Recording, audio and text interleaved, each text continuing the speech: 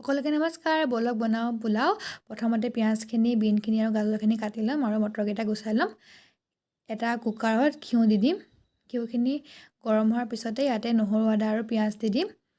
এইখিনি অলপ ভাজি ইয়াতে চেনি ব্যৱহাৰ কৰিম যাতে সোৱাদটো ভাল আহে আৰু ঘৰৰ জহা চাউল ব্যৱহাৰ কৰিম।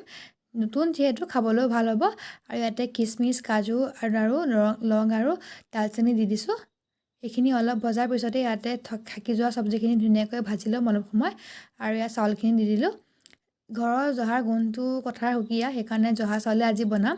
আৰু ইয়াতে অলপ শেষত একেবাৰে নিমখ দি পানী কমকৈ দিছোঁ আৰু এটা হুইচেল মৰাৰ পিছতে অফ কৰি দিম। খাবলৈ সোৱাদ লগা হৈছিলে। বাই বাই, আকৌ লগ পাম।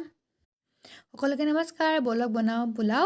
প্ৰথমতে পিঁয়াজখিনি, বিনখিনি আৰু গাজৰখিনি কাটি ল'ম আৰু মটৰকেইটা গুচাই ল'ম। এটা কুকাৰত ঘিউ দি দিম। ঘিউখিনি গৰম হোৱাৰ পিছতে